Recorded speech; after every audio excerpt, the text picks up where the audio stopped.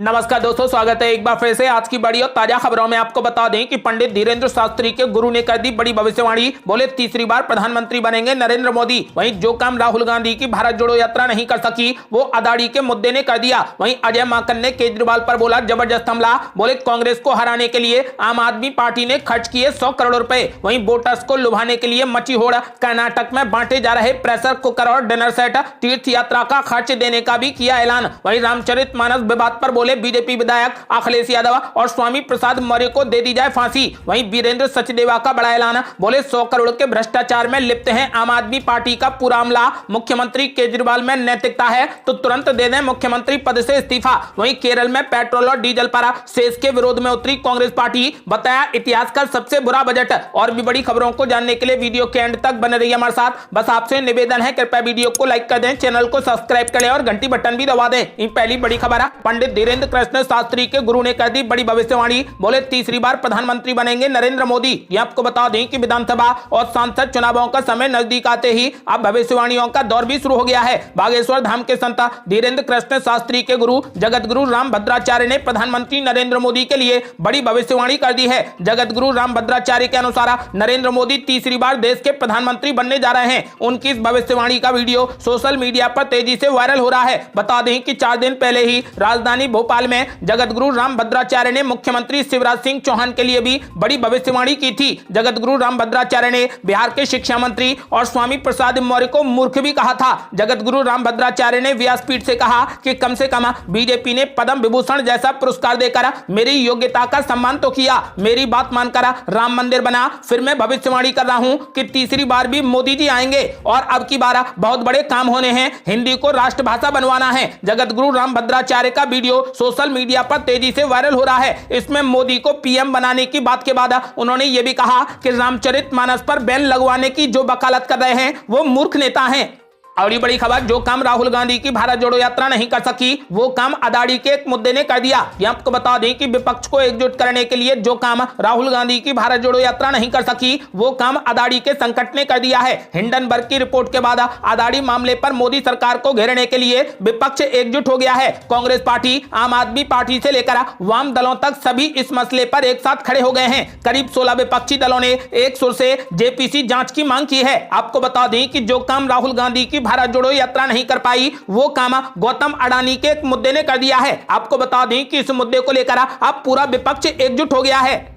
और ये बड़ी खबर, कांग्रेस नेता अजय माकन ने खोल दिया अरविंद केजरीवाल का कच्चा चिट्ठा। बोले कांग्रेस पार्टी को हराने के लिए आम आदमी पार्टी ने खर्च किए 100 करोड़ रुपए। ये आपको बता दें कि कांग्रेस नेता अजय माकन ने दिल्ली की अरविंद केजरीवाल सरकार पर जमकर हमला बोला। उन्होंने कहा कि दिल्ली और देश की जनता को हम कुछ याद दिलाना चाहते हैं। केजरीवाल और आम आदमी पार्टी का गठन भ्रष्टाचार को दूर करने के लिए और लोकपाल को स्थापित करने के लिए हुआ था। आज कांग्रेस पार्टी केजरीवाल से पूछना चाहती है, mister Kejriwal where is Lokpal. Kejriwal के ऊपर, उनके मंत्रियों के ऊपर न केवल ईडी चार्ज लगा रही है बल्कि ईडी उनके खिलाफ सबूत भी दे रही है। इसके साथ ही कांग्रेस नेता अजय माकन ने कहा कि 14 फरवरी 2014 को केजरीवाल ने सरकार इसलिए डिसॉल्व कर दिया क्योंकि लोकपाल पास नहीं हो रहा था। वे जनता के पास में दोबारा गए और कहा कि हम दोबारा पूर्ण बहुमत के साथ में लोकपाल लेकर आएंगे। कांग्रेस नेता ने निशाना साधते हुए कहा कि 9 साल तक आपको लोकपाल याद भी नहीं आया। इतना ही नहीं, कांग्रेस नेता ने आगे कहा कि लोकायुक्त ने अपनी रिपोर्ट में कहा कि उन्हें काम नहीं करने दिया जा रहा। वो व्यक्ति जो लोकपाल के नाम पर सत्ता में आए, लोकपाल तो दूर, जो पुराना लोकायुक्त है उसको भी खत्म करने पर तुले हुए हैं। मुख्यमंत्री केजरीवाल पर निशाना साधते हुए अजय माकन ने कहा कि कांग्रेस को हराने के लिए आम आदमी पार्टी ने 100 करोड़ रुपए का बड़ा घोटाला किया। उन्होंने 100 करोड़ रुपए का बड़ा शराब घोटाला किया। उन्होंने कहा कि उनके जिस नेता के ऊपर ईडी ने चार्जशीट जारी किया है उन्हें कुर्सी पर रहने का कोई भी हक नहीं है। और ये बड़ी खबर, मुख्यमंत्री केजरीवाल के खिलाफ हो गया तगड़ा बवाल। बीजेपी ने बोला जबरदस्त हमला। कहा 100 करोड़ रुपए के भ्रष्टाचार में लिप्त है आम आदमी पार्टी। मुख्यमंत्री अरविंद केजरीवाल में नैतिकता है तो तुरंत दे दें इस्तीफा। ये आपको बता दें कि दिल्ली शराब घोटाले से जुड़ी ईडी की नई चार्जशीट में मुख्यमंत्री अरविंद केजरीवाल का नाम आने के बाद भारतीय जनता पार्टी ने आम आदमी पार्टी कार्यालय के बाहर जोरदार प्रदर्शन किया। प्रदर्शन में भारी संख्या में बीजेपी के नेता, वर्कर्स और स्थानीय लोग शामिल हुए। इस दौरान बीजेपी नेताओं ने तथाकथित भ्रष्टाचार में लिप्त मुख्यमंत्री अरविंद अरविंद केजरीवाल से इस्तीफा देने की मांग की। दिल्ली बीजेपी के कार्यकारी अध्यक्ष वीरेंद्र सचदेवा ने इस मौके पर कहा कि मुख्यमंत्री अरविंद केजरीवाल रूपी दीमक 2015 से दिल्ली के विकास को चाट रही है। बीजेपी कार्यकर्ताओं को चाहिए कि वो भ्रष्टाचार में लिप्त मुख्यमंत्री केजरीवाल के कारनामों के बारे में दिल्ली की जनता को बताएं, साथ ही आम आदमी पार्टी के काले करतूतों का पर्दा भी पास करें। दिल्ली बीजेपी के कार्यकारी अध्यक्ष वीरेंद्र सचदेवा ने यह भी कहा कि अगर मुख्यमंत्री केजरीवाल और उनके नेताओं में जरा भी नैतिकता है तो मदन लाल खुराना जी द्वारा 1995 में आरोप लगने पर दिखाई गई नैतिकता का अनुसरण करते हुए अपने पद से तुरंत इस्तीफा दे दें। उन्होंने कहा कि ईडी की नई चार्जशीट से अब सच सामने आ गया है। बीजेपी के नेता और कार्यकर्ता हमेशा से कहते आए हैं कि दिल्ली शराब घोटाले में मुख्यमंत्री केजरीवाल भी लिप्त हैं। उन्होंने ईडी की चार्जशीट का हवाला देते हुए दावा किया कि आम आदमी पार्टी का पूरा कुनबा 100 करोड़ के घोटाले में लिप्त है। वहीं दिल्ली विधानसभा में विपक्ष के नेता रामवीर सिंह बिदूड़ी ने कहा कि बीजेपी शुरू से ही कहती रही है कि शराब घोटाले को मुख्यमंत्री केजरीवाल का संरक्षण प्राप्त है। अब ईडी चार्जशीट ने हमारे आरोपों की पुष्टि कर दी है। बिदूड़ी ने कहा कि जब तक इस भ्रष्टाचार और घोटाले की जड़ दिल्ली के मुख्यमंत्री अरविंद केजरीवाल अपने पद से इस्तीफा नहीं देते तब तक उनका विरोध जारी रहेगा। और बड़ी खबर, कांग्रेस पार्टी ने नागालैंड विधानसभा चुनाव के लिए अपने 21 उम्मीदवारों की पहली सूची कर दी जारी। ये आपको बता दें कि कांग्रेस पार्टी ने नागालैंड विधानसभा चुनाव के लिए अपने 21 उम्मीदवारों की पहली सूची जारी कर दी है। पार्टी की ओर से जारी उम्मीदवारों की लिस्ट के अनुसार नागालैंड प्रदेश कांग्रेस कमेटी के अध्यक्ष के थेरी को दिमापुर 1 से चुनावी मैदान में उतारा गया है। कैंडिडेट की सूची जारी किए जाने से एक दिन पहले कांग्रेस अध्यक्ष मल्लिकार्जुन खड़गे की अध्यक्षता में केंद्रीय चुनाव समिति की बड़ी बैठक हुई थी, जिसमें प्रत्याशियों के नामों को स्वीकृति प्रदान की गई थी। इसके बाद कांग्रेस पार्टी ने लिस्ट जारी कर दी। नागालैंड की सभी 60 सीटों के लिए 27 फरवरी को मतदान होगा और मतगणना 2 मार्च को होगी। और ये बड़ी खबर, कर्नाटक चुनाव के लिए बीजेपी ने तेज की तैयारी, धर्मेंद्र प्रधान को बनाया प्रभारी, यूपी में निभा चुके हैं बड़ा रोल। ये आपको बता दें कि कर्नाटक में इस साल होने वाले विधानसभा चुनाव को लेकर भारतीय जनता पार्टी ने शनिवार को केंद्रीय मंत्री धर्मेंद्र प्रधान को पार्टी का चुनाव प्रभारी नियुक्त कर दिया। बीजेपी की तरफ से बताया गया है कि बीजेपी की तमिलनाडु इकाई के अध्यक्ष के अन्नामलाई इन चुनावों के लिए पार्टी के सह प्रभारी होंगे। कर्नाटक में सत्तारूढ़ बीजेपी और विपक्षी दल कांग्रेस दोनों ने अप्रैल मई में होने वाले विधानसभा चुनावों के लिए लोगों तक पहुंच बनाने की अपनी मुहिम जोर शोर से शुरू कर दी है। धर्मेंद्र प्रधान को पिछले साल उत्तर प्रदेश में हुए विधानसभा चुनाव समेत अतीत में भी कई चुनावों का जिम्मा सौंपा जा चुका है। उत्तर प्रदेश चुनाव में बीजेपी ने बड़े अंतर से अपनी जीत बरकरार रखी थी। पार्टी के पूर्व महासचिव प्रधान ने 2013 में कर्नाटक, बिहार, उत्तराखंड और झारखंड विधानसभा चुनावों में भी अहम भूमिका निभाई थी। आपको बता दें कि एक बार फिर से बीजेपी ने उन्हें कर्नाटक विधानसभा चुनाव के लिए चुनाव प्रभारी घोषित कर दिया है।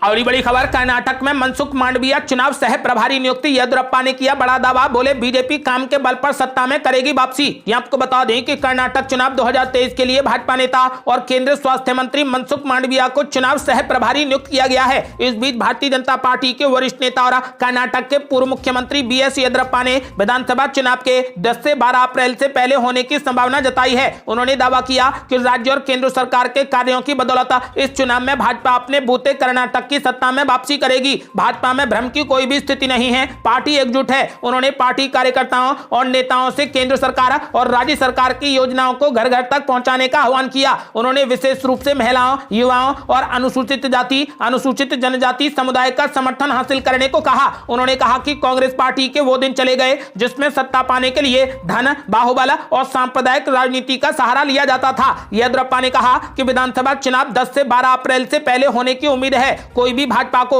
स्पष्ट बहुमत की सरकार बनाने से नहीं रोक सकता और पार्टी विधानसभा चुनाव में 130 से 140 सीटों पर जीत दर्ज करेगी। उन्होंने कांग्रेस नेता सिद्धारमैया और DK शिवकुमार के जनता के बीच में जाने और स्वयं को अगला मुख्यमंत्री बताने के दावे पर भी निशाना साधा। येदियुरप्पा ने कहा कि मैं कांग्रेस नेताओं से पूछना चाहता हूं कि क्या राहुल गांधी आपके नेता हैं? भाजपा के पास में प्रधानमंत्री नरेंद्र मोदी जैसे मजबूत नेता हैं जिन्हें वैश्विक स्तर पर प्रेम किया जाता है और सम्मान दिया जाता है। उन्होंने कहा कि मोदी और केंद्रीय गृह मंत्री अमित शाह के नेतृत्व में कोई आशंका नहीं है कि भाजपा कर्नाटक सहित आगामी सभी विधानसभा चुनावों में बड़ी जीत दर्ज करेगी।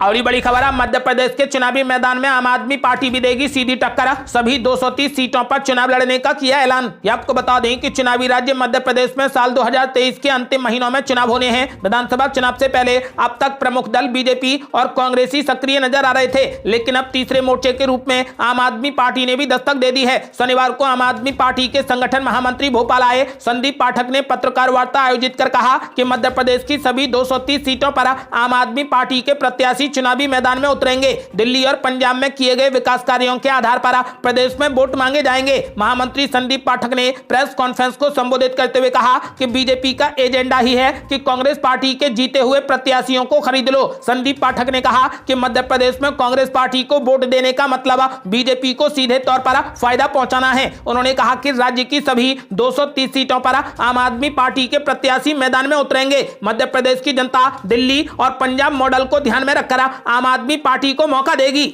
और बड़ी खबर, रामचरितमानस विवाद पर बीजेपी विधायक ने की बड़ी मांग। कहा अखिलेश यादव और स्वामी प्रसाद मौर्य को दे दी जाए फांसी। ये आपको बता दें कि उत्तर प्रदेश के लौनी से बीजेपी विधायक नंदकिशोर गुर्जर ने रामचरितमानस विवाद को लेकर समाजवादी पार्टी के नेता अखिलेश यादव और स्वामी प्रसाद मौर्य को सरेआम फांसी देने की मांग की। नंदकिशोर गुर्जर ने कहा कि उनमें दूसरे धर्मों के बारे में बोलने की हिम्मत नहीं है। उन्होंने मांग की है कि ऐसे लोगों पर मुकदमा चलाया जाना चाहिए और सार्वजनिक रूप से फांसी दी जानी चाहिए। बीजेपी एमएलए ने कहा कि लोगों का जनादेश उनके खिलाफ है। ये चुनाव हारने की बौखलाहट है। उन्हें अपना भविष्य अंधकार में नजर आ रहा है। वे आगामी चुनाव हारने के डर से ऐसी बातें कर रहे हैं। नंदकिशोर गुर्जर ने कहा कि समाजवादी पार्टी के नेताओं के द्वारा जानबूझकर हिंदू धर्म और संस्कृति को बदनाम किया जा रहा है। साथ ही उन्होंने कहा कि उन्होंने हिंदू समाज को कमजोर समझ रखा है। उन्होंने मांग की है कि ऐसे लोगों पर मुकदमा चलाया जाना चाहिए और सार्वजनिक रूप से फांसी दी जानी चाहिए। और बड़ी खबर, ओम प्रकाश राजभर ने अखिलेश यादव पर बोला जबरदस्त हमला। बोले समाजवादी पार्टी के साथ में जाना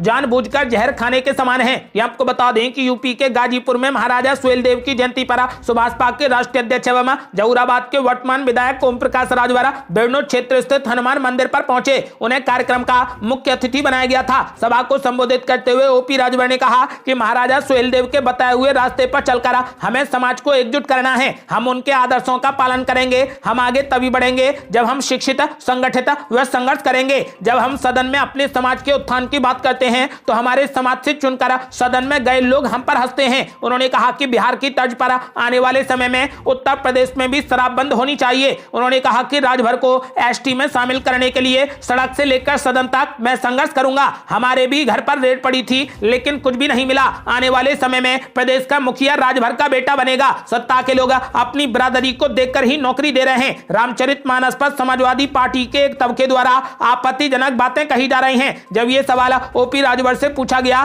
तो उन्होंने सपा मुखिया पर बरसते हुए कहा कि ये लोग सत्ता के लिए पागल हो चुके हैं। इन्हें किसी भी तरीके से बस सत्ता चाहिए। ओपी राजभर ने साल 2022 में विधानसभा में सपा के साथ में चुनाव लड़ने के सवाल पर हंसकर कहा कि कभी कभी जानबूझकर भी जहर खाया जाता है। उन्होंने कहा कि समाजवादी पार्टी के साथ में जाना जानबूझकर जहर खाने के समान है।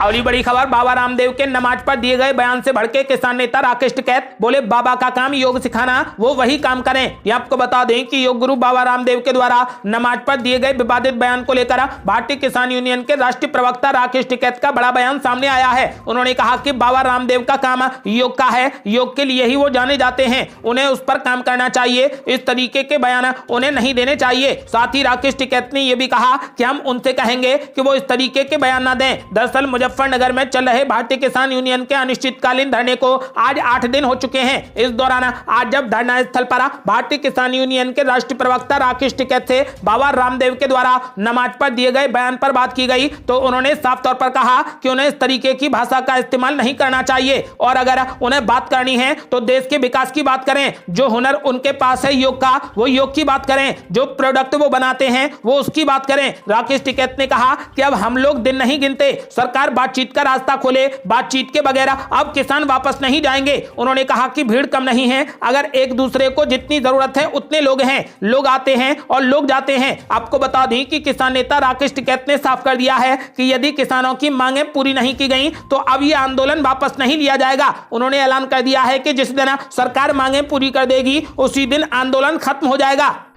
और बड़ी खबर, केरल में पेट्रोल डीजल पर सेस के विरोध में उतरी कांग्रेस पार्टी, बताया इतिहास का सबसे बुरा बजट। ये आपको बता दें कि केरल सरकार ने शुक्रवार को घोषित बजट में पेट्रोल डीजल और शराब पर सेस लगाने का प्रस्ताव रखा है। हालांकि सरकार के इस फैसले का विरोध शुरू हो गया है। शनिवार को कोच्चि में यूथ कांग्रेस के कार्यकर्ताओं ने मुख्यमंत्री के काफिले के आगे पेट्रोल डीजल पर सेस लगाने के प्रस्ताव का कड़ा विरोध किया। मुख्यमंत्री पीबीजीएन का काफिला जब कोच्चि के सरकारी गेस्ट हाउस से निकल रहा था तो यूथ कांग्रेस के कार्यकर्ता मुख्यमंत्री के काफिले के सामने आ गए और काले झंडे दिखाए। कांग्रेस कार्यकर्ता सरकार से फैसले को वापस लेने की मांग कर रहे थे। हालांकि पुलिस ने तुरंत यूथ कांग्रेस के कार्यकर्ताओं को काबू किया और मुख्यमंत्री का काफिला आगे बढ़ गया। आपको बता दें कि फिलहाल कांग्रेस कार्यकर्ता ही इस फैसले का विरोध कर रहे हैं। केरल में पेट्रोल डीजल पर सेस बढ़ा दिया गया है, जिसको लेकर खुद कांग्रेस पार्टी के ही नेता विरोध में उतर आए हैं। ये थी अब तक की बेहद बड़ी खबरें। आपका क्या मानना है? क्या 2024 में कांग्रेस पार्टी सभी पार्टियों को एकजुट करने में कामयाब हो पाएगी? अपनी राय हमें वीडियो लाइक कर कमेंट बॉक्स में जरूर दें। ऐसी ही ताजा और न्यू अपडेट जानने के लिए हमारे चैनल को लाल बटन दबाकर सब्सक्राइब करें और घंटी बटन भी दबा दें। जल्दी मिलते हैं बड़ी अपडेट के साथ, तब तक के लिए जय हिंद, जय भारत।